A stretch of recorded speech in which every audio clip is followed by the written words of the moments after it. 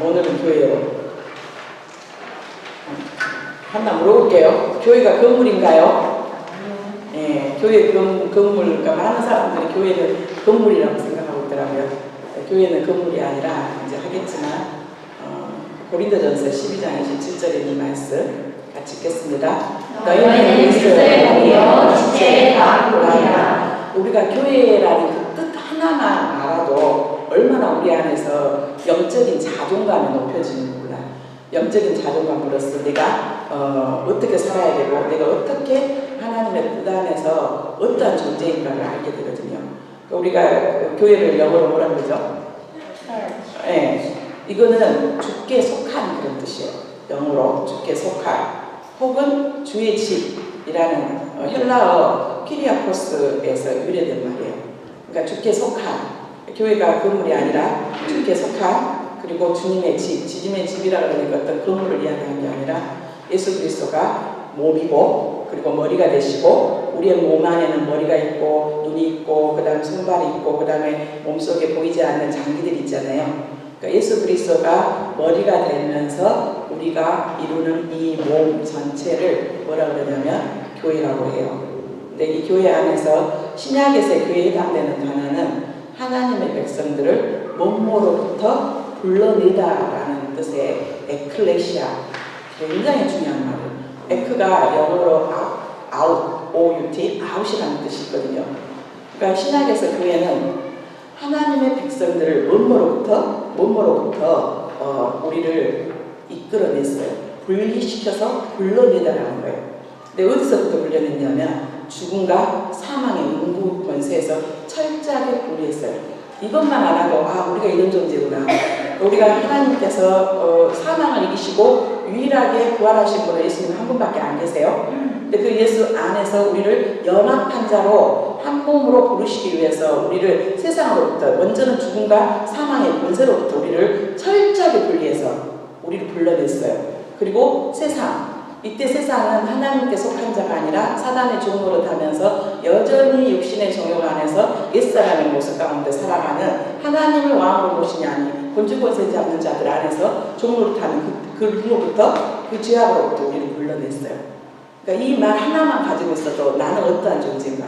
죽음과 사망의 권세에서 나를 불러내시고 예수 그리스도와 한 몸이 되게 하시고 연합된 자로서 그 다음에 정말 우리가 죄악으로부터 우리를 불러냈어요. 그럼 이게 나거든요. 이게 교회예요.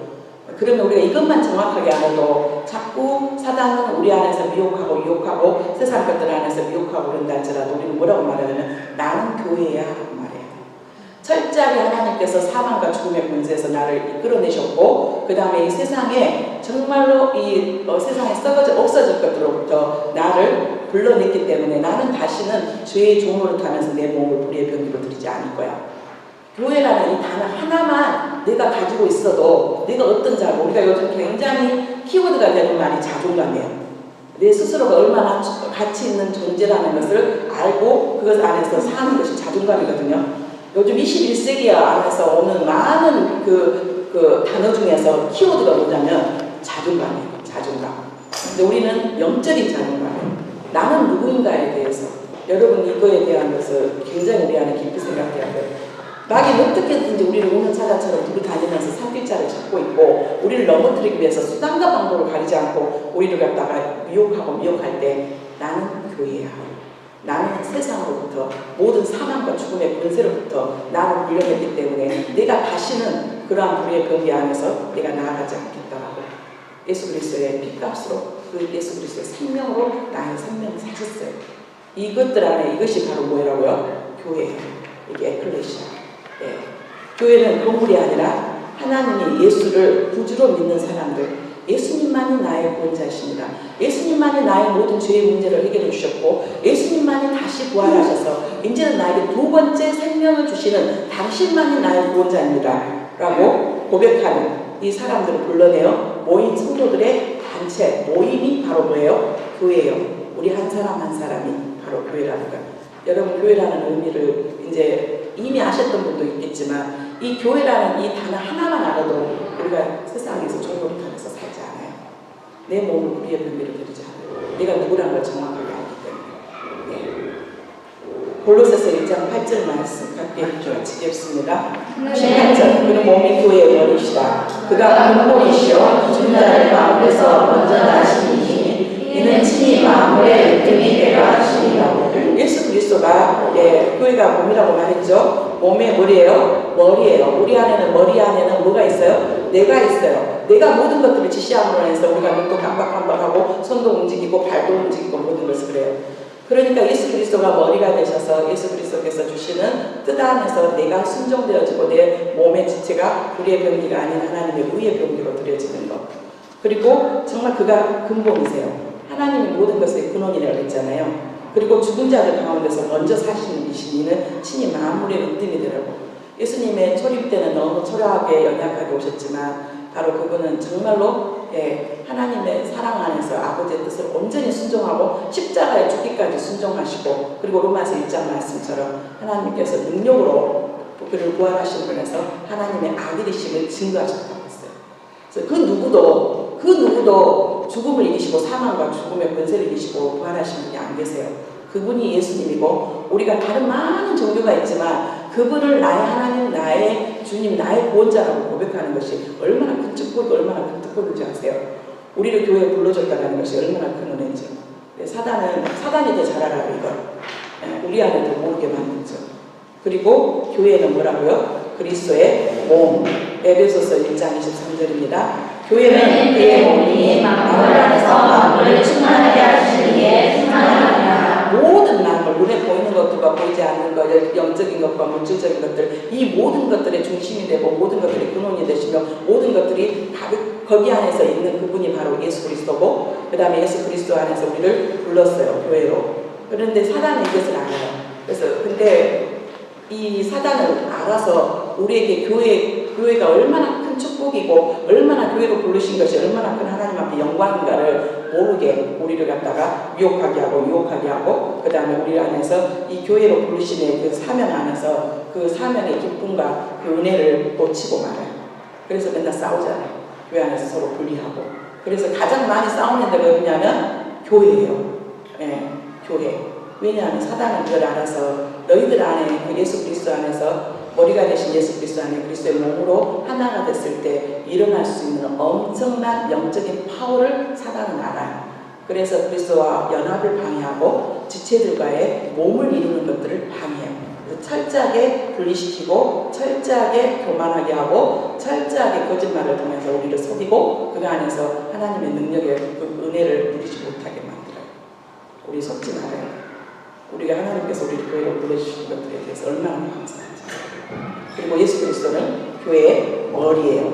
에베소서 5장 23절 계속 이야기하잖아요. 예수는 그리스도의 머리고 교회의 머리고. 우리가 가톨릭은 교회가 머리가 누구예요? 교황이에요. 마태복음 16장 31절 말씀 주는 그리스도시요 살아계신 하나님의 아들이라고 고백하는 고백 안에서 해석을 잘못함으로 인해서 베드로에게 하나님께서 천국 열쇠를 주시고 그 천국 열쇠 안에서 초대 교황권이 나오고 이 교황이 모든 죄를 상하고 모든 것들을 이끄고 하늘에서 풀면 땅에서도 풀어주고 또 땅에서 풀면 또 하늘에서 메워주고 하는 것들 안에서 천국의 열쇠를 교황에다가 줬다고 합니다. 교황에다 준 거 아니에요. 그러니까 주는 그리스도시요 살아계신 하나님의 아들이라고 고백하는 교회 이후에 그 권세를 주셨어요. 그게 바로 이거든요. 이게 첫 번째 카톨릭과 무교와 신교 안에서 철저히 다른 점이에요. 그래서 교회의 머리는 누구예요? 예수 그리스도예요. 아론도 인간인지라 그가 하나님 앞에 드리는 제사 안에서 자기를 위해서 속죄를 드렸어요. 하물며 교황이 무죄 살인인지 아세요? 교황이 죄가 없어요. 교황이 죄가 없나요? 아론도 죄가 있어서 소를 드리고 하나님 앞에 백성들을 위해서 제사할 때 자신을 위해서 제사를 해요. 예수 그리스도만이 한 분만이 우리의 모든 죄의 문제를 해결할 수 있는 유일한 분이세요. 우리가 그거 늘 기억해야 돼요. 교회의 머리는 누구라고요? 예수 그리스도. 어떤 사람도 교회의 머리가 될 수가 없어요. 그냥 하나님께서 우리를 몸으로 부르셔서 때로는 교회의 영적인 지도자가 목회자로서 때로는 교사로서 선지자로서 하나님께서 그거 안에서 각각의 분야들을 맡기기 위해서 주신 거지 교회는 절대 사람이 주인이 아니에요. 한국교회 가장 안타까운 부분이 특정 목사가 주인이 되든가 아니면 특정 장로들이 주인이 되든가 그래서 네가 크고 내가 크니 해가지고 너는 우리하고 같지 않으니까 나가 그 다음에 막 바꾸고 뭐 갈라치우고 막 그러잖아요. 근데 가장 기본이 되는 이 말씀 안에 예수 그리스도만이 우리 임마누엘 교회의 머리가 되시고 이 땅의 모든 교회에 핏값으로 사시고 그것을 사신 분은 바로 예수 그리스도 한 분이세요. 이것을 목회자인 저도 그렇고 여러분들 안에서 이제 남자 집사님들 몇 분 안 계시지만 앞으로 신앙생활 하는 데 있어서 이제 하나님께서 허락하시면 여러 직분을 받겠잖아요. 우리가 늘 기억해야 돼요. 교회의 주인은 누구시라고요? 예수 그리스도. 내가 높아지려고 할 때 우리 교회의 주인은 예수 그리스도야. 우리 교회는 바로 내가 주인이 아니라 우리가 주인 의식을 갖는 건 중요해요. 그냥 손님처럼 늘 왔다 갔다 하는 것은 아니지만 우리 안에서 교회가 주인이 예수님이니까 예수님의 뜻하신 방향대로 나아가요. 예수님이 기뻐하신 대로 나아가야 돼요. 우리가 뭔가를 계획을 하고 뭔가를 프로그램을 짜고 우리가 뭔가를 일련의 계획을 사고 할 때 이게 하나님께서 정말 예수 그리스도를 통해서 기뻐하신 뜻인지 늘 고민하고 늘 기도해야 돼요. 그래서 늘 그러잖아요. 재직들이 한 성령 안에서 바라볼 수 있는 힘이 우리 안에 있기를 바란다고요. 에베소서 5장 24절 남편이 아내의 머리됨이 그리스도께서 교회의 머리됨과 같으니 그가 바로 몸의 주시니라. 오늘 딱 정확하게 두 개만 알아도 우리 안에 의미가 있어요. 한국교회가 이렇게 아프진 않은 거예요. 항상 기억해야 될 거예요. 나를 어디서부터? 사망과 죽음의 권세로부터 나를 이끌어내셨고 세상으로부터 나를 이끌어내셨고 나를 통해서 하나님이 일하시고자 하는 나는 에클레시아 내가 바로 교회야. 그리고 반드시 이 교회는 예수 그리스도 핏값을 사셨고 사람 그 누구도 교회의 머리가 될 수가 없고 우리를 위해서 십자가에서 주시고 부활하신 그리스도만이 교회의 머리가 되신다는 거 반드시 명심하고 또 명심하고 또 명심하고 또 명심해야 돼요. 예. 그 다음에 두 번째 교회의 역사요. 같이 읽겠습니다. 하나님 아버지께서는 자기의 영원한 아들을 죄인의 원자와 전 이스라엘의 메시아로 택하셨다. 그리고 하나님께서는 이 영원한 아들 안에서 자기 백성들을 선택하시고 그들을 개개인을 이러한 모든 뜻으로 부르셨다. 우리가 구원의 첫 번째 과정에서 선택을 이야기했죠. 선택, 사도 바울은 그걸 예정이라고 표현했고 이제 또 조직신학에서는 선택과 위기를 버림받다라는 뜻으로 위기를 이야기하기 위해서 선택이라는 단어를 썼는데 하나님께서 자기 백성들을 선택하셨어요. 언제부터? 창세전부터 선택하시고 그들 개개인을 한 이런 교제 속으로 부르셨어요. 개개인을 부르는 콜링, 소명에 대해서 다 시기가 있다고 했잖아요. 엄마 뱃속에서 부르는 사람, 정말 심지어는 죽음을 앞두고 몇 초 전에도 부르는 사람들이 있어요. 그런데 그러면은 일찍 부른 사람들 모태신앙의 특권이 뭔데요? 이스라엘 백성들의 특권이 말씀을 먼저 받은 자잖아요. 그런데 모태신앙의 특권이 뭔데요? 일찍 하나님의 말씀을 알고 그 말씀 안에서 하나님과의 친밀한 교제를 더 나눴잖아요. 그게 모태의 신앙의 축복이 돼야 돼요. 그런데 모태신앙이 이것도 못해 저것도 못해 전도도 못해 기도도 못해 헌금도 못해 그렇게 되면 안 되겠죠.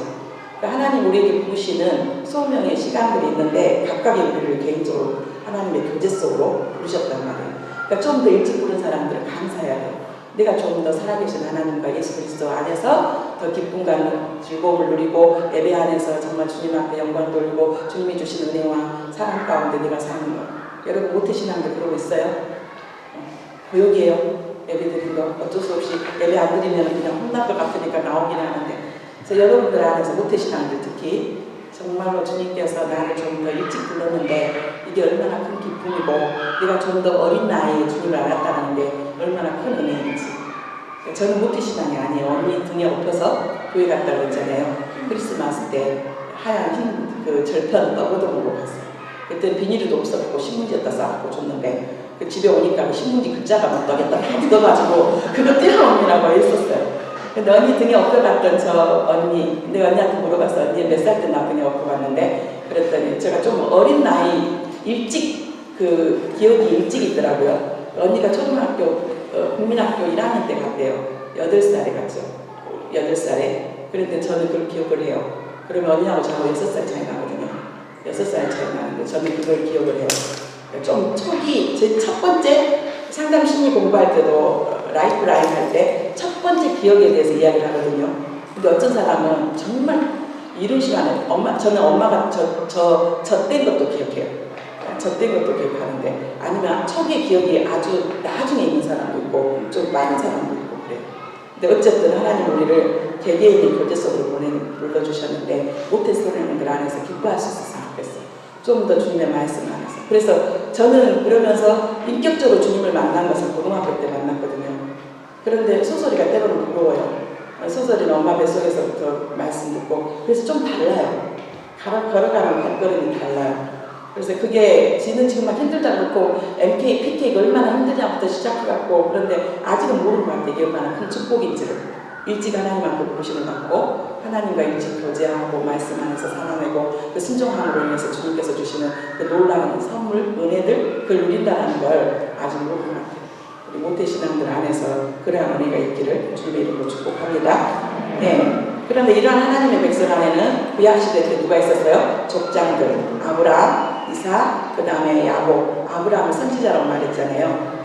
그리고 고대 이스라엘의 회중들, 이집트에서 종살이하던 그들을 이렇게 이끌어놨고 그래서 우리는 그래서 교회를 모형이라고 그러는데 직접적인 교회는 어디서부터 시작됐냐면 오순절 나아가 다락방에 의해서 교회가 탄생이 됐다고 하잖아요. 근데 구약 안에서 교회의 모형들은 먼저 첫 번째 교회를 에덴 동산에 아담과 하와의 가정교회, 부부가 한 몸이 되어서 하나님 앞에 드려졌던 예배. 그 다음에는 이스라엘 백성들 안에서 이제 광야 교회 이렇게 이야기를 하잖아요. 그 전에 아브라함도 족장으로서 그리고 그 아들 이삭도 야곱도 그 다음에 이스라엘 백성들 이집트에서 불러냈던 그들 안에 광야 교회. 그리고 예수님과 그의 제자들 12명, 한 명은 예수님을 배반하고 갔지요.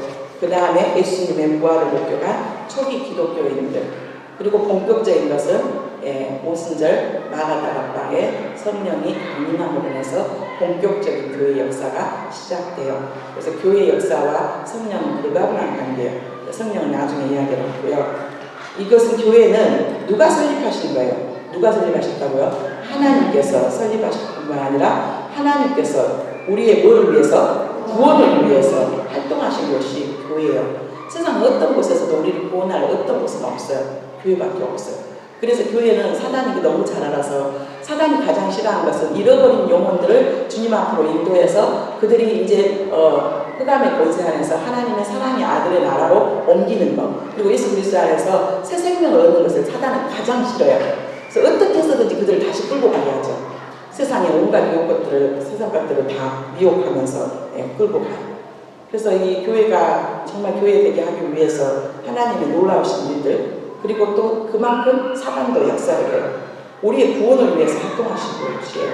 그리고 부활하신 주님께서는 이 교회 안에서 인간들을 만나시고 그리고 창조주께 반역한 인간들, 우리는 죄로 인해서 하나님 앞에 갈 수 없었어요.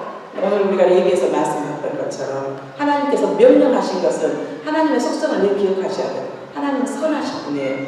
우리에게 명령하셨을 때 우리를 정말 공경에 빠지기 위해서 명령하신 게 아니에요. 우리에게 살기를 주시고 좋은 것을 주시기 위해서 우리에게 명령하시거든요. 그래서 무엇보다 우리가 명령하실 때 그것들을 겸손한 마음으로 받을 수 있는 마음의 밭이 굉장히 중요해요. 마음의 밭이요. 그리고 나서 그것을 속죄를 이루기 위해서 제사를 원하셨고 그 속죄가 됨으로 인해서 다시 우리는 하나님을 아버지라고 부를 수 있는 놀라운 그 은혜를 얻었잖아요. 그리고 죄가 해결되었을 때 하나님으로부터는 좋은 것들이 그때부터 영적인 문제들이 해결받고 그 다음에 우리에게 필요한 육체적인 것들을 하나님께서 필요에 따라서 허락하세요. 예. 그리고 인간들을 변화시키죠. 뭘로 변화시켜요? 말씀과 기도밖에 없어요. 날마다 말씀을 묵상하고 내 자신을 비춰보면서 그리고 하나님 아버지의 자녀가 되게 하시고 우리에게 예수 그리스도와 똑같은 상속권자로서 양자형을 주셨어요.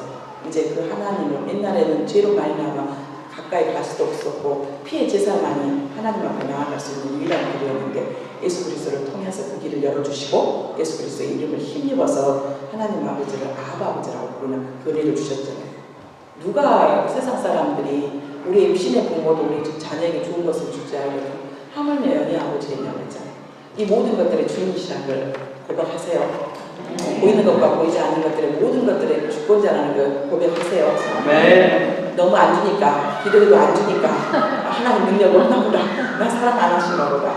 근데 제가 우리 성도들이 일주일 동안 이렇게 다 돌아봤어요. 한 분 한 분. 그런데 이제 뭐 물질적인 어려움도 있고 건강의 어려움도 있고 관계 어려움도 있고 뭐 여러 가지 사업의 문제도 있고 그런데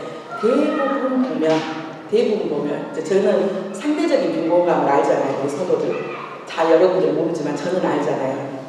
기도 제목들도 아무래도 알고 그러는데 안타깝게 아직까지 물질적인 부분 안에서 자유함을 못 누리는 많은 부분들 안에서 내가 첫 번째 예수 믿는 사람들이 많더라고요. 예, 그래서 아까 모태신앙들 기뻐하세요. 감사하세요. 참 거룩하게 살지 못한데도 불구하고 그 위에 할머니, 할아버지, 부모님들이 기도하는 것들을 쌓아가지고 얻어먹어요. 솔직히 말해서 얻어먹고 누려요. 그런데 나중에 이제 구원의 문제는 하나님과 일대의 관계 안에서 고백을 해야 되지만 제가 우리 성도들이 이렇게 감사했거든요. 근데 보니까 그러면서 또 말씀대로 살아보겠다고 내가 정말 하나님 앞에 나아보겠다고 하는 상황들 안에서 물질적인 어려움을 겪고 있는 사람들도 있는 거예요. 그래서 이것이 하나님의 기쁨이냐 이게 하나님의 은혜냐라고 할 때 만약에 그건 있었어요. 그 상황 가운데 우리가 준비되지 않고 만약에 물질이 있었다면 우리가 주님의 앞에 가난한 심령으로 하나님을 찾지 않았을 수도 있겠다라고 생각이 들었어요.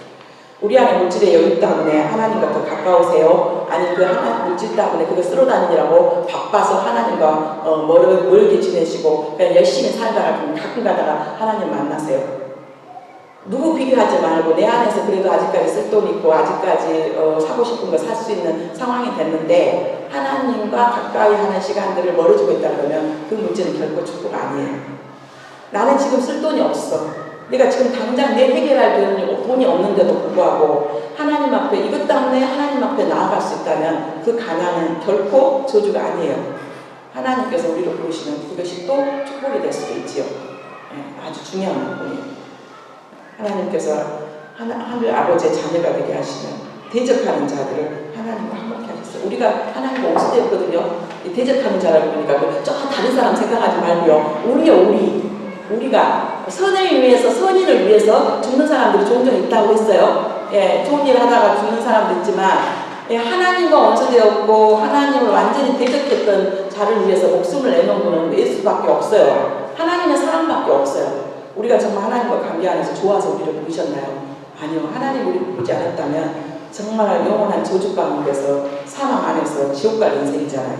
그럼에도 불구하고 하나님께서 우리를 사랑하셔서 우리를 불러주시고 하나님 자녀 삼아주시고 하나님과 영적인 교제 안에서 사랑을 누리고 아직도 하나님의 사랑을 누리지 못하나요? 나는 하나님을 사랑하지 않아. 하나님 나 사랑하지 않아. 하나님하고 안 친해. 많은 부분들 안에서 내가 아직까지 내려놓지 못한 부분들이 많았어. 깨어지지 않은 내 자, 내 마음대로 내가 하고 싶은 여전히 내 삶 가운데 내가 주인인 경우가 있을 수가 있어요. 정말 내가 내려놓게 되고 주님이 나의 주님을 믿고 내가 주님 안에서 정말 파도 타기 하듯이 그 파도가 어마어마하잖아요. 그런데 쇼핑하는 사람들 보면 서핑하는 사람 나중에 타잖아요. 그 파도를 타요. 막 그래서 막 그 안으로 들어가잖아요. 우리를 보면 와, 그 물결 안에서 죽어버릴 것 같은데 막 2m, 3m가 넘는 그 파도를 타잖아요. 마찬가지 우리 안에서도 하나님과 친밀한 교제를 나누게 되면 하나님의 관계 안에서 하나님이 이끌시는 대로 찬양만 이끌시는 대로 나아가겠다고 한 게 아니라 정말 그러기 위해서 우리가 해야 될 것 내 자존심, 내 자아, 내 안고한 것들, 내가 하겠다고 하는 내 고집들, 내 경험들 그리고 하나님을 심지어 조정하고자 하는 내 안의 욕심들 우리 정말 하나님 조정 안 할 것 같죠? 하나님 조정하고요. 하나님 조정하고요. 하나님을 가르쳐드려요. 놀라운 거 교만한 사람들 안에서 특징이 뭐냐면 교만한 사람들 안에서 특징은 가르침 받는 거 되게 싫어하거든요. 그리고 누가 나한테 지시하는 거 되게 싫어하는데 놀랍게 그 교만한 사람들은 하나님을 지시해요. 하나님을 가르쳐드려요. 하나님 이렇게 해주세요. 이게 낫지 않아요? 이렇게 해주세요. 저렇게 해주세요 하고 누군가가 나를 지적하고 누군가가 나를 가르치려고 그러면 되게 싫어하고 되게 그러면서 내 모습을 보면 나는 하나님을 가르쳐드려요. 하나님 가르쳐드리고 하나님 조정하고 내 때가 아니라 하나님의 때를 기다려야 된다고 불구하고 아니요 그거 아니요 내 때는 여기에요. 거기 때에 맞춰주세요 하고 내가 기준이 돼가지고 하나님을 나로 나쁘게 말하면 이용하는 거예요. 정말로. 그런데 우리가 어린아이 했을 때는 하나님 그게 가능하거든요. 어린아이 이제 신앙생활 이제 막 초보자여가지고 하나님 이거 해주세요 저거 해주세요 저거 해주세요 라고 하는 데는 가능해요. 그런데 우리가 신앙이 이제 영적인 나이가 1살, 2살, 10년, 20년이 되고 난 다음에는 하나님께서 우리에게 다른 방향으로 이끄시죠. 이제는 우리가 이거 해주세요 저거 해주세요가 아니라 하나님 내가 어떻게 하면 하나님 앞에 기쁨이 될 수 있을까? 어떻게 하면 내가 아직까지 내려놓지 못한 불순종 안에서 순종함으로 하나님 앞에 깊은 영적인 교제를 나눌 수 있을까요? 라고 이렇게 도리어 물어보는 신앙의 모습도 이게 교회가 주는 축복이면 가장 큰 축복은 뭐냐면 하나님과 친밀함을 누리는 거예요. 하나님과 교제. 이게 가장 큰 우리의 목적이 돼야 되는데 우리는 하나님과 친해진 것도 알고 하나님보다는 하나님이 가지고 있는 거예요. 아빠가 돌아오는데 아빠가 손에 들어있는 선물에만 더 관심이 많아요. 근데 하나님 우리에게 원하는 건 다른 너하고 더 가까워지고 싶고 다른 너하고 더 깊은 영적인 교제를 나누고 싶다. 친구들 관계도 그렇잖아요. 친구 누구 만났는데 와가지고 오라 그래갖고 갔더니 이야기를 들어주지도 않았고 자기 이야기만 따따따따따따따 다 됐어요 하면서 자 가요 휙 가봐요. 그럼 그때 우리 어떤 생각 들어요? 얘 지금 무슨 상황이야 지금? 자갖고 지 이야기만 다 실컷하고 가고 내 말을 하나 들으려고 하지도 않고 지 이야기만 실컷하고 지가 하고 싶은 말 하고 다 가네? 그러면 사람도 어떤 생각이 들어요? 지금 네가 지금 뭐 하는 상황이야? 사람과의 관계 안에서 그래요. 친하다는 말은 뭐예요? 내가 친구한테 내 사랑이 이렇게 됐고 이렇게 됐는데 그러면 친구가 들어주고 너도 그랬어? 나도 그랬거든. 나 이야기를 이렇게 하면서 서로가 대화가 되면서 인격적인 관계가 되고 그 사람하고 더 가까워지잖아요. 그러지 않아요? 하나님도 그래요. 저 하나님한테 막 내가 이거 필요하고 지금 우리 자녀한테 이거 필요하고 이러고 끝! 예수님 이름으로 기도합니다. 휙 돌아서 와요. 예. 그게 보통 우리 믿는 사람들, 그것도 안 한 사람도 많아요. 그것도 안 한 사람, 그 기도도 안 한 사람도 많아요. 그런데 하나님, 제가 원하는 건 이거지만 아버지께서 나에게 더 좋은 것을 주실 걸 믿어요. 지금 내가 조금 더 이것보다 우선순위 안에서 조금 내려야 될 게 뭘까요? 주님 제 안에서 주님이 원하시는 마음이 뭘까요? 라고 천천히 좀 생각하면서 그 다음에 가장 어려운 기도가 침묵 기도예요. 내가 하나님 앞에 하려고 하나님의 음성을 들으려고 하는 음성 들은다 그러니까 듣는 사람도 있고 안 듣는 사람도 있죠. 가장 분명한 걸 성경을 통해서 말씀해 주세요. 성경을 통해서. 그래서 기도하러 갈 때 이 성경책 가지고 가시는 거 좋아요. 이걸 뛰어넘는 사람들 안에서는 성경책이 옆에 있어도 하나님과 영적인 긴밀한 교제를 나눈 사람들은 하나님과 인격적인 관계 안에서 내가 하나님 앞에 말하면 하나님께서 말씀하시면 아 그래요? 하나님 그러십니까? 하나님 뜻이 이러네요. 그러면서 이렇게 교제를 나누는 거기까지 아직 가려면 많은 시간들이 필요하거든요. 많은 훈련이 필요해요. 네. 성경책 가지고 가세요. 그리고 나서 성경책 읽으면서 기도가 안 나온다 그러면 성경책 보면서 기도하시면 돼요. 그리고 교회 3대 사역이 있어요. 우리가 에베소서가 교회론에 대한 근간이 되거든요. 골로새서가 교회의 머리가 되신 예수 그리스도 기독론에 대한 근거가 되고요. 교회에 3대 사역이 있는데 예수님이 하셨던 사역하고 같아요. 에베소서를 통해 바울은 교회를 그리스도의 몸이라고 비유한다고 했어요. 교회란 일반적으로 성도들의 모임인 유형적 교회라는 뜻도 있지만 보다 완전한 의미는 교회는 제도적 실체가 아니라 초자연적, 이건 비밀이에요. 그래서 비밀이라고 말했잖아요. 세상 사람들은 몰라요. 근데 이게 성령 안에서 우리가 깨달아지면서 하나님과의 관계 가운데 가져요. 그래서 초자연적 실제로 완성이란 말은 예수님께서 십자가에서 죽으셨다, 다 이뤘다라는 것들의 완성, 그리고 앞으로 미래, 천국에 대한 내세를 향해 성장 발전하는 과정에 교회가 있어요. 그러니까 우리는 예수님을 완전하게 이루셨지만 우리는 아직까지도 뭐예요? 공사 중에 있지요. 공사 중, 과정 가운데, 구원의 과정 가운데 우리가 과거에 대한 구원, 현재에 대한 구원, 미래에 대한 구원을 이야기했잖아요. 그래서 우리가 안에서 지금도 계속 성장하는 그런 성화되어가는 과정인데요. 이 또한 교회는 부활하신 예수께서 몸의 머리 대신 자격으로 성령을 통하여 활동하는 기간인데 성령은 또 뭐야라고 또 궁금하는 분도 있을 텐데 이거 5주 교육 끝나고 나서 성령론은 계속해서 좀 천천히 가요. 성령론은 한꺼번에 할 내용이 아니거든요. 예.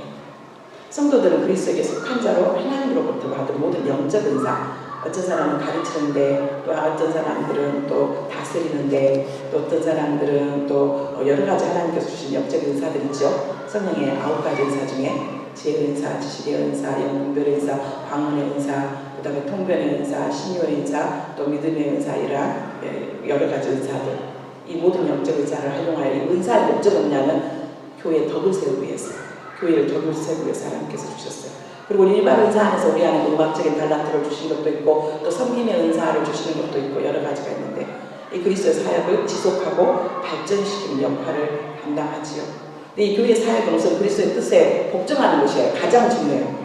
내 뜻이 아니라 우리가 생각하는 뜻이 아니라 그래서 우리가 많은 것들을 회의를 통해서 하죠. 이 회의 안에서도 우리가 고민해봐야 돼요. 이게 하나님 정말 기뻐하실까? 아까도 이야기했지만 이게 정말 우리는 하나님의 뜻에 순종하고 있까? 복종은 순종보다 더 강한 힘이잖아요. 이유 없이 하나님께서 말씀을 통해서 이거다 그러면은 내 생각, 내 판단 내려놓고 내 하나님 하겠습니다 라고 이야기하잖아요. 그래서 정확하게 보면 교회는 민주주의가 아니에요. 대표적인 예가 12지파 중에서 12명의 정탐꾼을 파견했을 때 돌아왔을 때 그 보고 안에 민주주의가 맞다 그러면 몇 사람의 정탐꾼의 보고가 맞아야 되죠. 그렇지만 믿음의 눈으로 봤던 여호수아와 갈렙이 오히려 하나님의 뜻에 합한 뭐였어요? 뜻이었어요. 그래서 우리가 민주주의가 어떤 것을 결정할 때 묻고는 하지만 더 정확한 것은 말씀 안에서 하나님께서 주시는 이 뜻이 하나님에 맞는 정말 우리가 기뻐하신 뜻인가 그것들을 해야 하는 거 굉장히 중요해요. 예. 그리고 주님의 주권을 선포하는 것이어야 돼요. 하나님의 모든 것들의 권리, 하나님의 모든 것들의 주인은 누구예요? 하나님이세요. 항상 기억해야 돼요. 교회의 3대 사역이 3가지가 있는데 케르그마, 디아코니아, 코이노니아 들어봤죠? 예, 이런 말들 케르그마, 디아코니아, 코이노니아 많이 들어봤을 거예요. 케르그마에는 말씀, 선포 여기 안에 뭐가 있냐면 예배, 전도, 교육 예수님께서 가르치시고 그 다음에 전파하시고 치유하셨잖아요. 그래서 이걸 갖다가 케르그마라고 해요. 그 다음에 디아코니아는 봉사예요.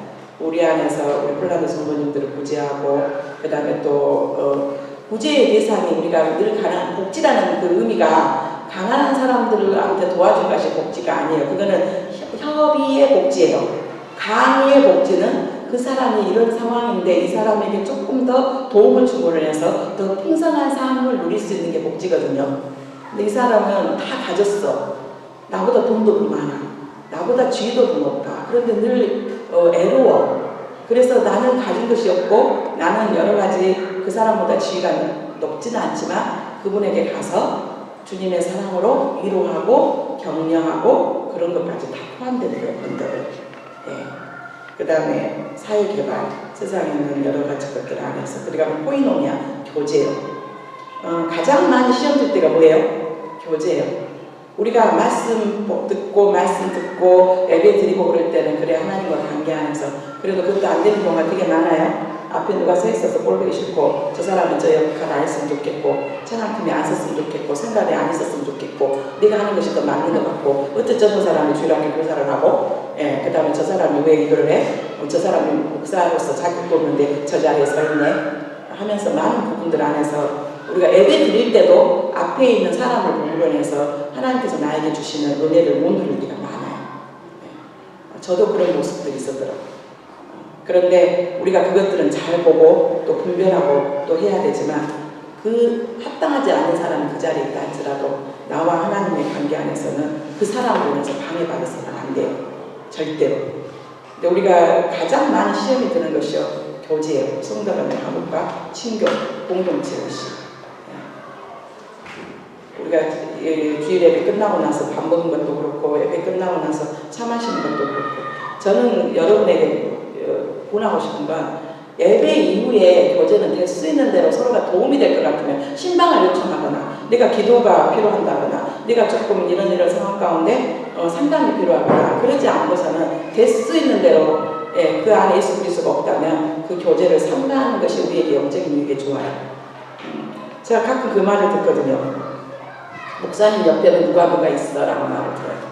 그런데 제가 여기서 하나님 앞에 임마누엘 교회를 놓고 하나님 앞에 이렇게 다 놓고 이야기할 수 있는데 옆에 사람들이 목사님이 누구하고 친해라고 말하는 사람들 안에서 예배 안에서 친해요. 무슨 말이냐면 수요 예배, 금요 예배, 그 다음에 뭐 새벽 예배, 주일 예배 한번 목사님하고 예배가 아닌 수요 예배, 금요 예배 뭐 아니고 이렇게 목사님하고 만나서 같이 막 차 마시면서 예배 이후에 교제 말고 목사님하고 차 마시면서 이렇게 막 그 이야기했던 사람들 손 들어보세요. 많은 부분들 안에서 오해를 하는 부분들이 많더라고요. 임마누엘 교회가 있는데 이 교회 안에서 목사님이 누구하고 친해. 그 다음에 주위에 있는 사람들이 누구누구가 있어라고 하는데 저는 예배 이후에는 웬만하면 안 만나요. 왜냐하면 바빠요. 그리고 나의 영적 유익을 위해서도 안 만나요. 왜냐하면 정말 만나야 될 때는 있죠. 신방을 요청한다거나 지금 고민이 있다거나 기도가 필요하다거나 그런 상황들 안에. 그런데 할 일 없이 정말 죄송한 이야기지만 할 일 없이 차 마시면서 수다 떠질 않아요. 교제하면서 말씀 예배 끝나고 나서 식사하면서 차 마시면서까지 우리 안에 영적인 것들 안에서 또 하나님 앞에서 우리에게 주신 것들 안에 한 성령 안에서 있어야 되기 때문에 분별이 필요하고 그럴 때 왜 다시 한번 물어볼게요. 저를 개인적으로 만나갖고 같이 수다 떠고 그랬던 그런 상황들. 우리 강신 집사님이 그러시더라고요. 예약 전에 뭐죠? 양종호 집사님하고 윤철중 집사님하고 식사 이렇게 섬기면서 저를 부르는데 어떻게 이렇게 양종호 집사님 물어봤어요. 집사님 뭐하고 지내세요? 그러니까 그냥 이렇게 지내요. 그런데 누구하고 제일 친해요? 그러니까 그래도 목사님하고 제일 친해요.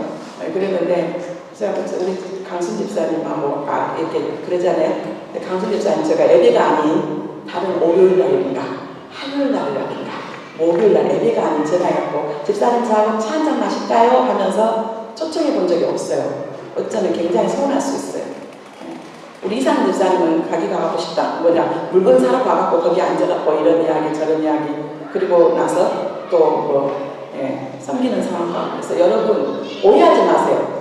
왜 오해를 이 이야기를 하냐면 교회를 같이 이루어 가야 되는데 괜히 쓸데없는 오해로 우리 목사님이 나를 왕따시키네. 요즘은 관건이 뭐냐면 수요예배 끝나고 나서 누구하고 밥 먹느냐가 굉장히 중요한 것 같아요. 누구하고 밥 먹을 수도 있고 안 먹을 수도 있어요. 그 자리에 있을 수도 없고 없을 수도 있어요. 그런데 왜 우리는 왕따 다녔다고 생각하고 왜 목사님은 당 짓는다라고 생각을 하는지 그냥 안 먹을 사람들 얼른 가면 돼요. 금요일 같은 경우에도 각자 다 흩어지고 수요일날 먹을 수 있으면 먹고 안 먹었으면 안 먹으면 돼요. 우리 교회가 아직도 어리구나 하는 생각이 들었어요. 아직도 그거 무슨 마음인지는 알겠어요. 나는 거절당했지? 자기들끼리만 노네? 자기들끼리만 함께하네라는 것들 아니에요. 왜 이 이야기를 하냐면 교회 3대 사역 가운데 코리노니아 교제가 굉장히 중요한데 이 교제 안에서 사단이 틈을 타고 들어와서 우리 마음을 힘들게 해요. 밥 먹기 싫으면 안 먹는 거고 같이 먹고 싶으면 먹는 것이지 그 밥 먹고 안 먹는 거가 그렇게 중요해요. 하나님의 영적인 상황 안에서 상황이 되면 같이 가면 되고 아니면 되고 그것들 안에서 좀 자유함을 누렸으면 좋겠어요. 그리고 좀 더 그 생각이 들었어요. 그냥 수요일이 끝나고 나서 밥 먹지 말고 각자 집으로 다 갑시다. 그렇게 근데 또 그건 아니잖아요. 구덩이 무서워하고 장욕도 안 온다고 그건 아니고 같이 식사하면서 서로 사랑도 나누고 이야기도 하고 같이 하면 하고 안 하면 안 하고 여러 가지 상황. 시험이 가장 많이 들 때가 교제예요. 성도들 간의 화목과 친교, 공동체식 한 몸이라는 것이 돼야 되는데 우리 안에서 가장 많은 부분들 안에서 기도가 필요해요. 그러니까 우리가 일주일에 예배드리는 상황 가운데 흩어졌을 때 주중에 누구를 내가 만나고 그 누구하고 만나는 사람들 안에서 그 사람이 예수를 믿는 사람인지 안 믿는 사람인지 그 예수님을 믿는 사람이라면 내가 만나서 그 사람과 교제를 할 때 나에게 영적인 유익이 있는지 없는지 우리는 영혼력을 가진 자라서 영향력을 받을 수밖에 없어요. 하나님께서 우리에게 주시는 이 교회라는 어마어마한 축복을 주셨는데 사단에서 속으면서 그 교회에 하나님께서 주시는 그 사역과 그 능력들을 우리가 누리지 못하고 있을 때가 너무 많아요. 우리 안에서 철저히 명심하세요. 철저히 정말 우리의 교제 안에서 이 사람과 영적인 유익이 있다면 만나도 되고 그렇지만 영적인 유익이 없다면 조금 절제가 필요해요. 분리가 필요해요. 이 성도가 간의 화목과 친구요 공동체이시 누구를 위해서가 아니라 내가 살아야 돼. 내가 살아야지만 우리 가정에 살고 우리 가정에 살아야지만 하나님께서 나에게 주시는 영적인 것들 안에서 또 세상 안에서 나아갈 수 있는 힘이 생겨요. 그 다음에 네 번째 교회의 권세요. 굉장히 중요한 부분이에요. 첫 번째 교리권이요. 교리권. 교회는 진리를 수호하고 보수하도록 위임을 받았어요. 교회는 바른 성경의 말씀, 이 진리 예수 그리스도가 내가 곧 길이요 진리요 생명이라고 했잖아요. 예수 그리스도의 말씀, 이 진리를 정확하게 가르치고 그것들을 지켜고 그것들을 전달해야 될 그것이 우리에게 권세이면서도 의무예요. 이 디모데전서 1장 3절에서 4절 말씀이에요. 내가 마게도냐로 갈 때 너를 보내어 에베소에 머물라는 것은 어떤 사람을 명하여 다른 교훈을 가르치지 말고, 이거 지금 디모데전서는 에베소 교회를 담임하고 있는 믿음의 아들 디모데에게 말한 거예요. 그래서 하나님의, 우리는 지금 성경 66권 있잖아요. 그때 당시만 해도 구약의 모세 오경이나 그 다음에 각각의 시편이나 그 정도가 있었지 성경이 완성되지 않는 상황 가운데 있었어요. 그런데 이 에베소 교회도 그렇고 유대인들의 영향을 되게 많이 받았어요.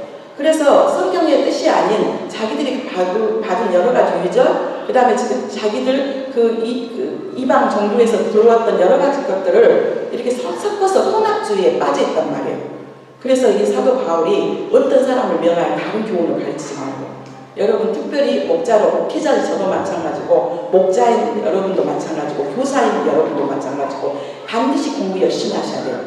그리고 거기에 이것을 넘어가지 마세요. 내가 이해되지 못하고 내가 이해되지 못한 것은 그냥 있는 것만 가르쳐도 돼요.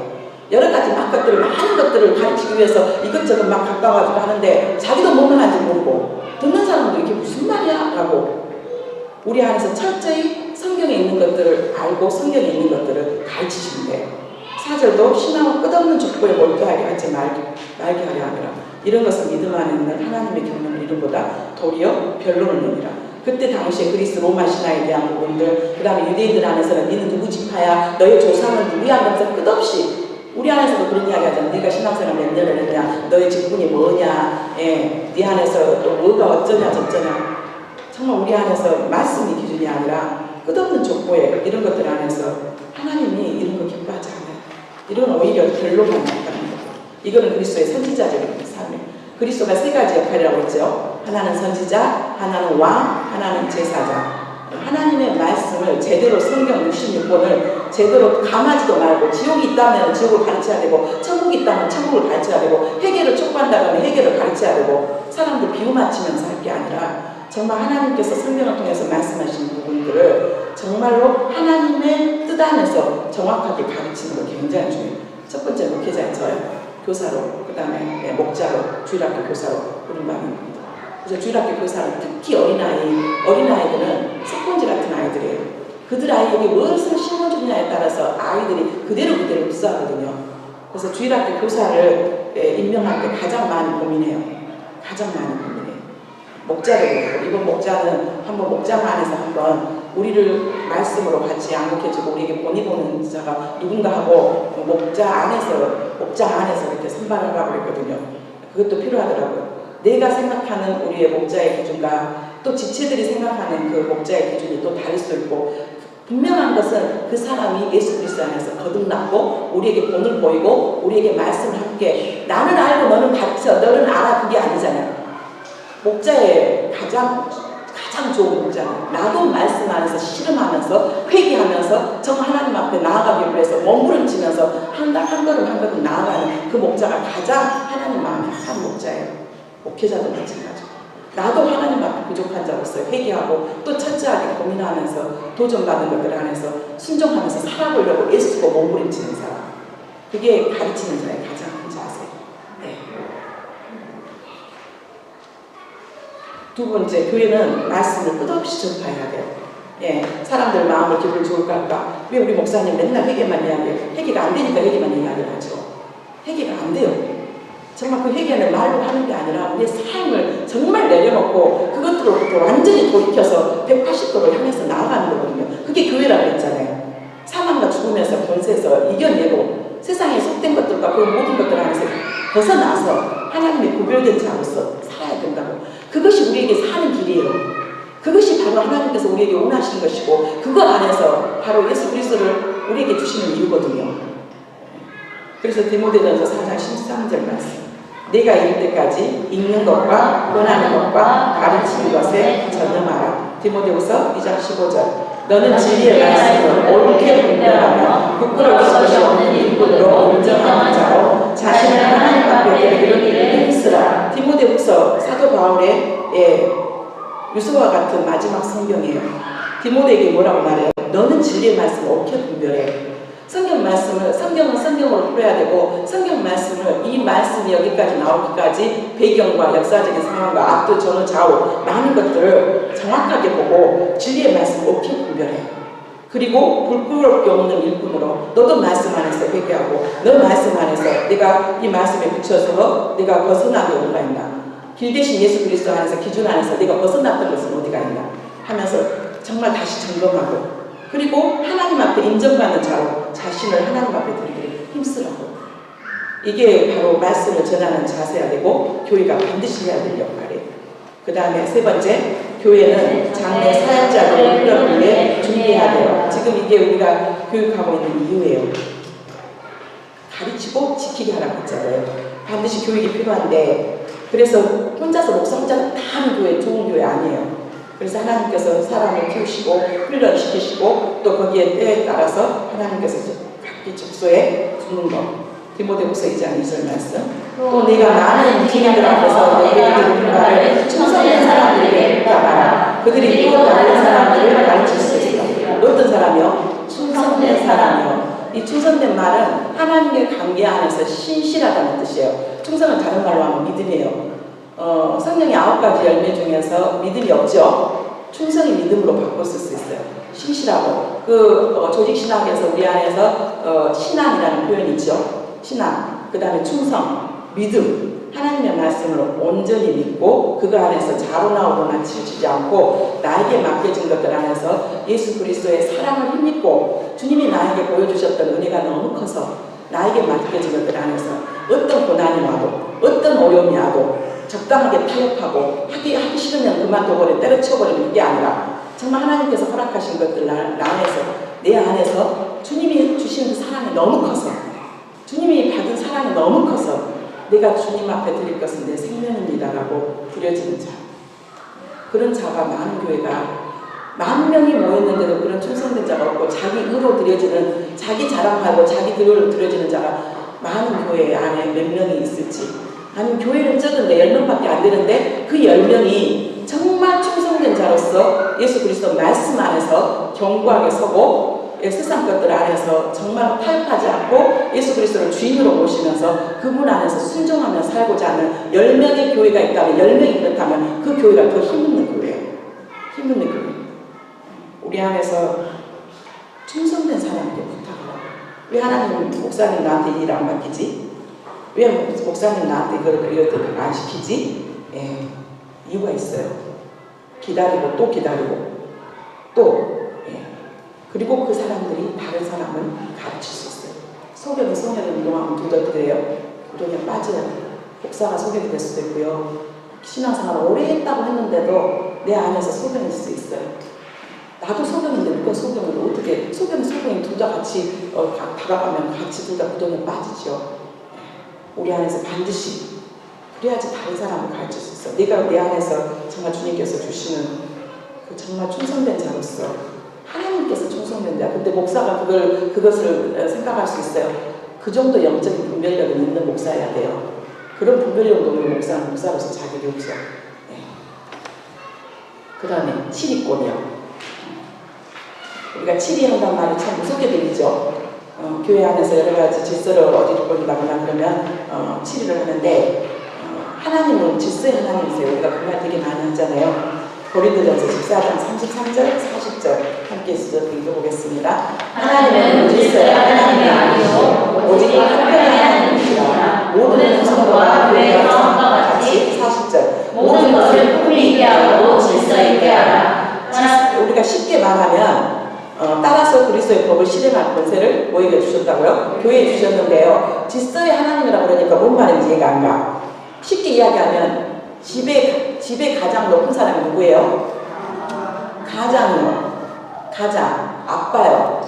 하나님이 주시는 질서잖아요. 같이 돕는 배필로 만드셨지만 그래도 여자의 머리는 누구라고요? 남자요. 남자의 머리 누구예요? 하나님이잖아요. 하나님 예수 그리스도인데 그 가정이 제대로 된 가정이잖아요. 그럼 어떤 가정을 제대로 된 가정이냐면 아버지는 아버지의 자리에 있어야 되고 엄마는 엄마의 자리에 있어야 되고 자녀는 자녀의 자리에 있어야 돼요. 우리 한국이 지금 질서가 다 깨져버렸어요. 아빠는 공부하고 그러면 아빠 필요 없어. 아빠는 돈이나 벌어다 주는 그냥 기계야. 돈이나 제대로 갖다 주면 되고, 자녀가 이렇게 올라가 있어요. 자녀는 자녀의 부모 안에서, 부모의 권위 안에서 하나님의 사랑과 주의 교양과 훈계로 양육해야 할 대상이에요. 그게 자녀거든요. 한번 곰곰이 생각해서 저도 우리 가정을 위해서 생각해보고 저희도 많이 얘기했던 부분이에요. 우리 가정들 한번, 우리 건강한 가정은 어떤 가정이냐면 아빠가 아빠의 자리에 있는 가정이에요. 영적인 가장으로서 정말 자녀들을 위해서 비록 예수를 안 믿는다 할지라도 열심히 삶을 사는 것을 보고 그 역할을 누가 하냐면 엄마가 해요. 아빠가 너희를 위해서 얼마나 애쓴지 아니? 아빠가 비록 도덕적으로 윤리적으로 좀 문제가 있다 할지라도 그래도 집에서는 그 아빠를 인정해 줘야 되잖아요. 아빠가 조금 실수할 수도 있어. 그렇지만 아빠를 우리가 불쌍히 여기고 아빠를 위해서 기도해 주자. 그리고 엄마는 아빠를 위해서 절대 녹지 않고 자녀는 자녀로서 이렇게 자리에 있어야 돼요. 한국은 다 지금 거꾸로 뒤집어졌어요. 이미 아이들이 아버지 위에 있어요. 아버지는 돈만 열심히 갖다 주면 돼요. 그냥 아빠의 권위는 없어요. 그 공부 때문에 고3 되고 뭐 되고 그러면은 아빠는 집에 가고 뉴스 하나 못 봐요. 큰일 나요. 어디서 지금 아이가 지금 시험인데 아빠도 조심해야 되겠죠. 그런데 언제부터 교회가 그렇게 교회가 가정이 파괴가 되면 교회 안에서 질서란 말은 목사는 목사의 자리에 있어야 돼요. 그 위에 하나님 계시고 그 안에 예수 그리스도가 계시고 장로는 장로의 자리가 있어요. 권사는 권사의 자리가 있어요. 집사는 집사의 자리가 있어요. 근데 우리가 좀 이걸 옳고 할 때가 있죠. 목사도 자기 고집대로 하려고 하는 욕심이 있고 여러 가지 안에서 그래서 거기까지만 하세요. 많이 그거는 집사님 생각이고 그 마음에 많은 부분을 또 드렸던 집사님이 계세요. 그렇죠? 집사님한테 미안한데 거기까지는 집사님 생각. 우리 안에서 각각의 질서를 지키는 것, 자기의 자리를 지키는 것, 모든 것을 품위 있게 하고 질서 있게 하라고 했어요. 따라서 그리스도의 법을 성취한 실행할 권세를 우리에게 주셨어요. 그리스도의 법이 뭔데요? 위로는 하나님을 경외하고 온 마음과 뜻과 정성을 다해서 하나님의 법을 성취하고, 예수님은 그 아들이심에도 불구하고 끝까지 순종하면서 하나님과 동등됨을 취하지 않고 육신의 몸으로 오셨고 십자가에 죽기까지 언제나 하나님 앞에 겸손하시고 온전하고 순종했어요. 예수님은 그 모든 법을 다 보여주셨거든요. 그리고 하나님 없이 내가 이 일을 하지 않았어요. 요한복음에 가장 많은 부분이 차지한 게 아버지가 일하시니 나도 일하신다고. 그리고 예수님은 늘 무슨 사역을 할 때마다 새벽에 일찍 밤늦게 하나님 앞에 기도하면서 아버지 앞에 묻고 그리고 아버지와의 친밀한 영적인 교제 안에서 그 일들을 하는 것을 보게 돼요. 이거는 그리스도의 왕권의 반응이에요. 우리 안에서 우리의 만왕의 왕이신 예수 그리스도 안에서 우리에게 주시는 위치, 포지션 잘 정확하게 하고 더 넘치지도 말고 덜하지도 나 못해요.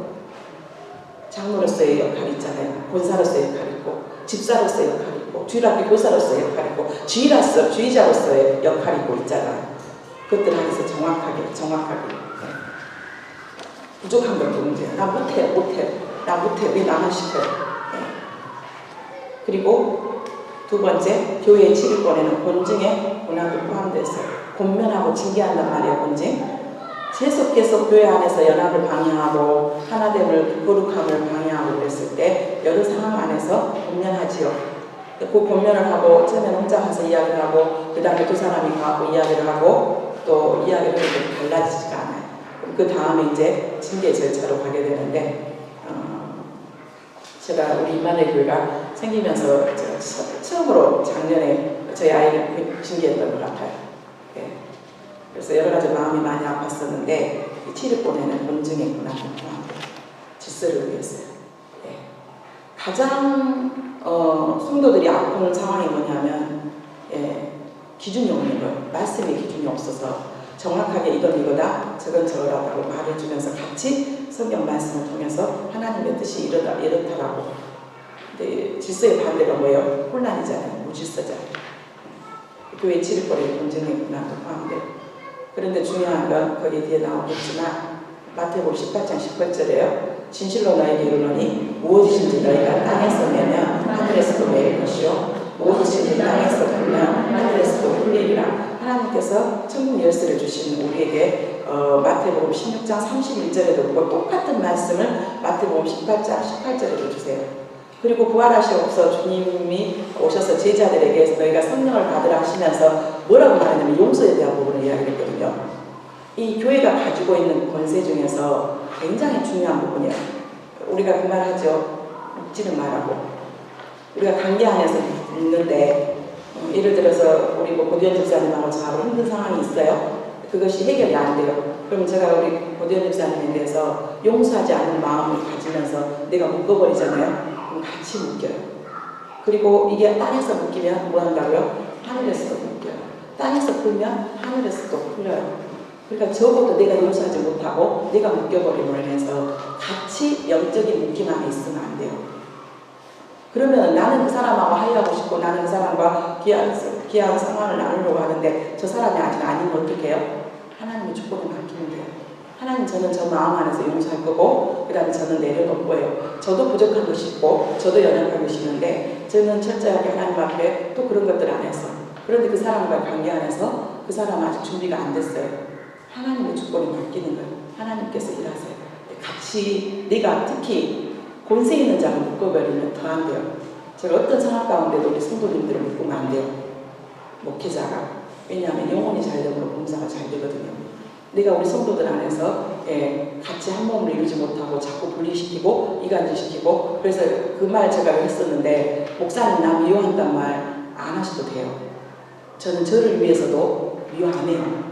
왜냐하면 내가 미워함으로 인해서 누군가를 묶어버리면 하나님께서 나와 관계하는데 내가 하나님과 영적인 교통을 못해요. 그래서 내가 힘들고 내가 지쳐요.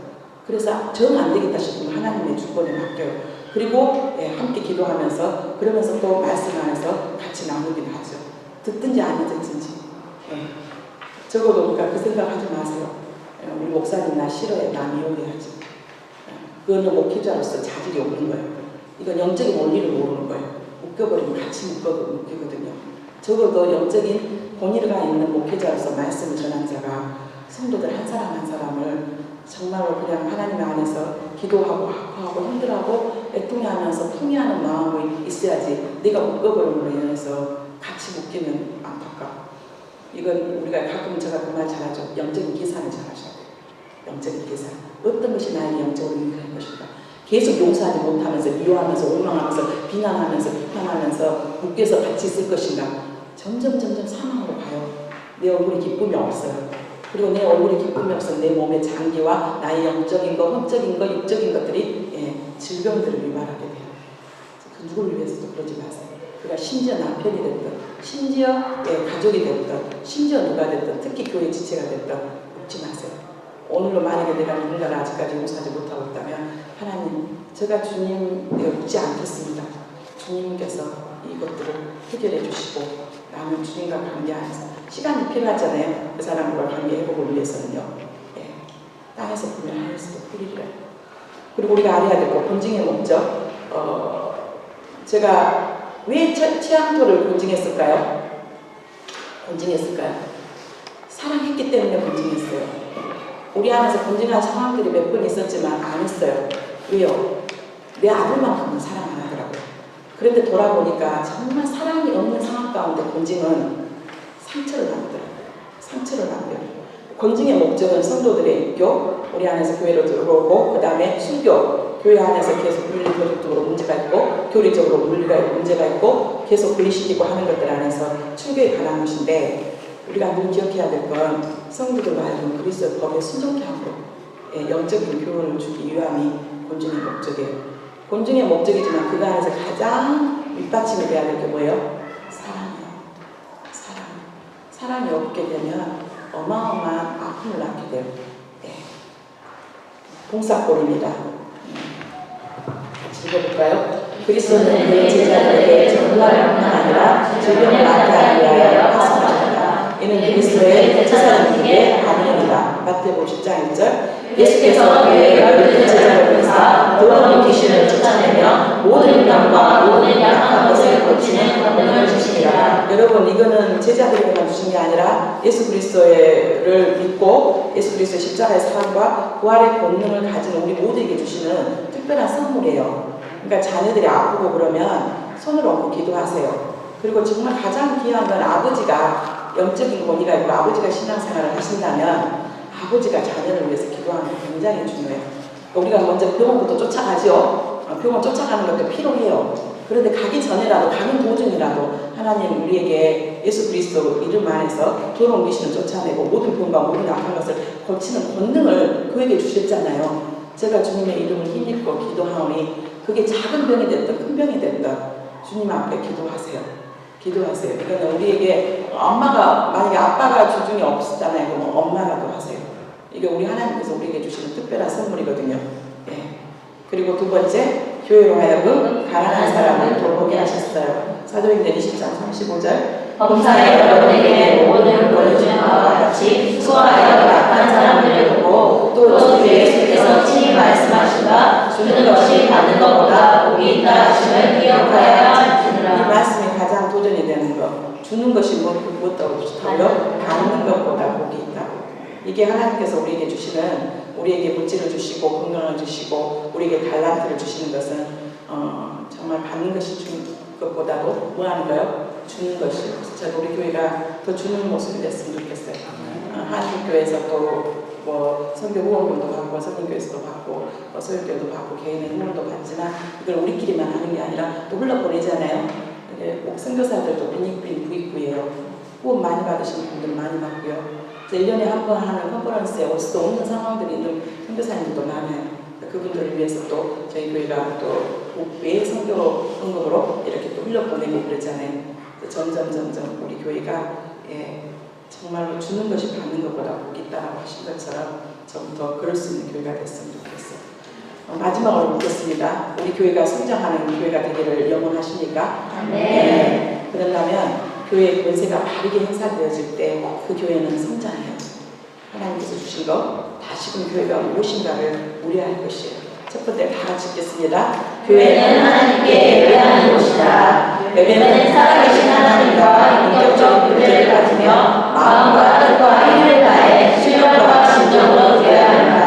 예배의 근본 뜻은 하나님께 겸손히 참여하며 사랑과 감사하는 마음으로 섬기는 일이다. 예배는 신자들이 정한 시간에 하나님 앞에 모여 하나님의 영광을 돌리며 몸과 마음과 물질을 하나님께 바쳐야 한다. 이스라엘 백성들이 하나님 앞에 나갈 때 근성으로 안 나갔죠. 그것은 바로 우리의 생명값 예수 그리스도께서 나를 위해서 또 주고 주신 그 은혜에 감사해서, 의무가 아니라 은혜에 감사해서 자원하면서 또 드려지는 물질이에요.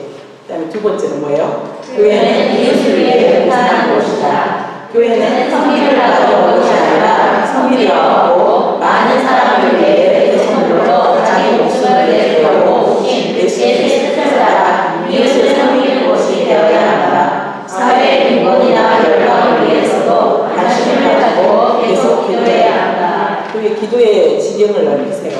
내 자녀 잘 되라고 말하지 말고 옆에 친구의 친구도 잘 돼야 되고, 내 자녀의 친구도 잘 돼야 되고, 그 다음에 우리가 살고 있는 폴란드도 평안해야 되고, 그리고 높은 권세 있는 자들을 위해서 기도하라고 그러잖아요. 너희를 위해서, 우리가 평안을 위해서. 그래서 가장 기도 안 하는 것이 가장 문제. 그 다음에는 이제 이것 주세요, 저것 주세요 하는 기도. 그 다음에 또 내용이 내 식구, 내 자녀만 잘 되는 기도. 다른 사람은 잘 되면 안 될 것 같아. 식이 나고 질투가 날 것 같아. 그런데 놀라운 것은 먼저 그의 나라와 그를 구할 때 심지어 내 자녀에 대한 중보 기도를 안 함에도 불구하고 성도들을 위해서 기도를 하게 될 때 내 자녀의 문제는 스스로 하나님께서 해결하는 놀라운 일들이 많아요. 기도에 깊이가 있는 사람들 그 기도를 해요. 그래서 웬만하면 내 기도, 자녀의 기도 안 내놓죠. 왜? 다른 기도할 때 너무 많거든요.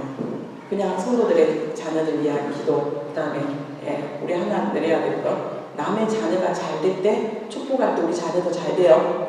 반드시 씻는 대로 거둬요. 다른 자녀 먼저 좋은 대학교 갔다 그러면 감사하다. 축복해줘야 되고 그래야 또 나한테 기회가 와요.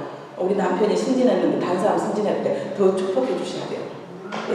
그리고 저쪽 집에 사업이 잘 된대. 그러면 축복해 주셔야 돼요. 그 복이 나한테 와요. 우리 안에서 마음을 높이셔. 하나님께서 우리에게 원하시는 마음을 높이는 거. 옆에 친구를 위해서, 옆에 친구 콩쿨 나간다고 열심히 기도해. 옆에 친구 공부 잘해가지고 장학금 받으라고 열심히 기도해주고, 저 친구 또 졸업해갖고 좋은 직장에 취직하게 해달라고 열심히 기도해주고, 나는 나를 위해서는 기도 안 했는데 옆에 누군가를 위해서 기도해주잖아요.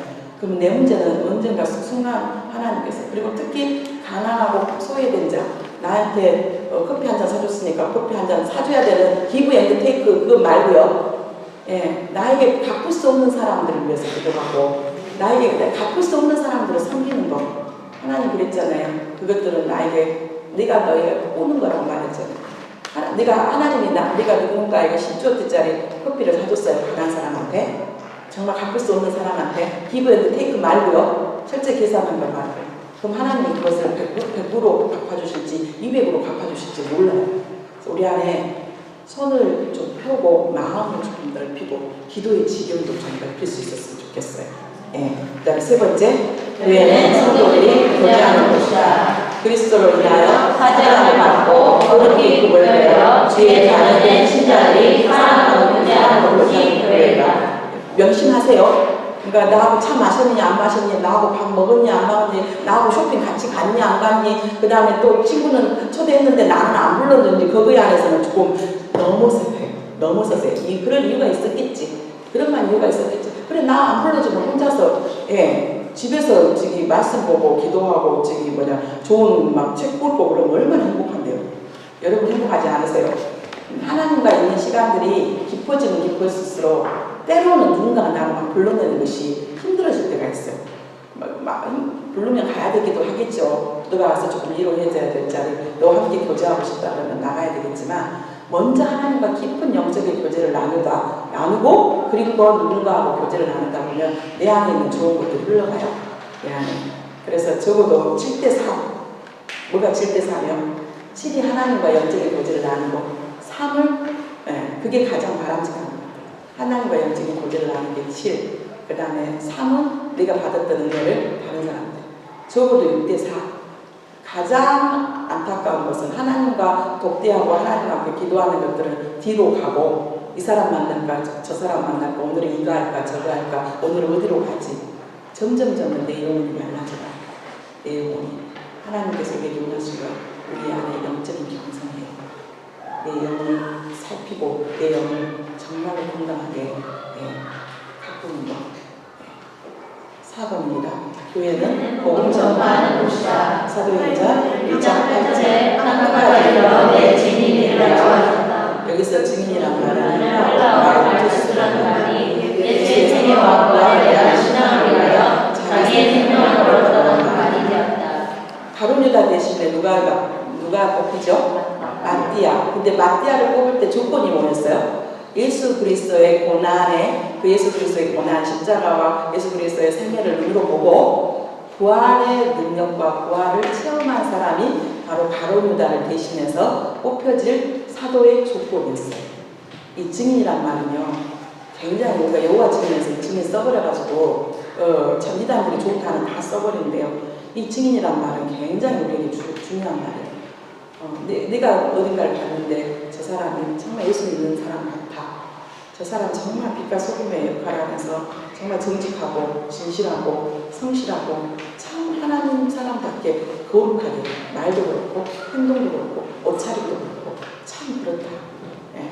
제가 오늘 주일학교 우리 친구들한테 물어봤거든요. 그런 말 들은 사람 그랬더니 주일학교 아이들에서는 1명, 그 다음에 우리 같이 예배드린 집사님 중에서 한 분 물어볼게요. 여러분들을 보면서 당신 정말 예수 믿는 것 같아. 예수 믿는 것 같아서 당신을 통해서 다른 좀 표현이 조금 다르겠지만 당신을 통해서 예수님을 봐요. 당신을 통해서 정말 하나님 살아계신 것 같아요 라고 그 말 들어보시는 분 손 들어보세요. 혼자가 들었어요 진짜로? 아직 안 들어보셨어요? 한 번도? 들었는데 겸손해갖고 이러고 있는 거예요? 진짜 안 들어보셨어요? 다시 한번 묻겠습니다. 그 중에서도 가족이 인정하는 게 가장 중요해요. 가족이요. 가족은 가장 많은 걸 보거든요. 예, 가족은 가장 많은 걸 봐. 다른 사람들은 가장할 수도 있고 위선을 떨 수도 있고 그러는데, 그러면 가족으로 엄마나 아니면 딸이나 남편이나 아내나 참 당신, 엄마, 아빠 참 예수 믿는 것 같아요. 나는 엄마를 통해서 예수님이 참 살아계신다 걸 믿어요. 한번 들어보세요. 그래도 이런 우리가 두 사람이 있네요. 왜냐하면 가장 가까이 있는 사람이 인정하는 것이 최고거든요. 세상 사람은 옆에 있는 사람은 모를 수도 있어요. 모를 수도 있고 참 것을 몰라요. 우리 주인된 삶 살았으면 좋겠어요. 정말로 예수 믿는 사람은 답게 살았으면 좋겠어요. 빛과 소금으로서. 그게 교회의 사명이고 네가 바로 교회예요. 예. 우리가 정말 교회로서 오늘 다른 건 몰라더라도 교회 뜻만 알고 가도 정말 좋겠어요. 교회 뜻. 여기서부터 나를 철저하게 분리했어요. 죽음과 사망의 공부의 권세에서, 그리고 세상으로, 죄악으로 나를 철저히 분리해서 나를 물러냈어요. 이게 교회예요. 그러면 그쪽으로 다시 안 들어가야 되겠잖아요. 안 들어가야 되겠잖아요. 그게 진정한 교회의 모습이고 정말 주님이 기뻐하시는 교회의 모습이에요.